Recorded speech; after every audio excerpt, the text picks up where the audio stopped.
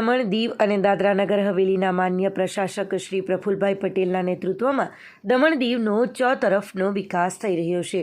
દમણના પણ દરેક રસ્તાઓનું વિસ્તારથી પહોળાઈકરણ અને ટકાઉ તેમજ ખૂબ જ સરસ રસ્તાઓ બનાવવામાં આવ્યા છે.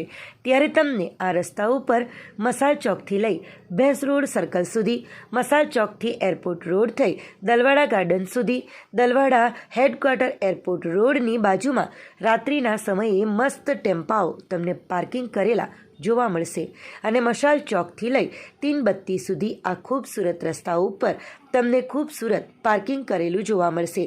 વાહન ચાલક પોતાનું વાહન રસ્તા ઉપર હંકારે કે ન હંકારે, રાહદારી ફૂટપાથ પર ચાલી શકે કે ન ચાલી શકે, પરંતુ તમને આ રસ્તાઓ ઉપર મોટી મોટી ગાડીઓ રસ્તા ઉપર પાર્કિંગ કરેલી ખૂબસૂરત જોવા મળશે ખરી.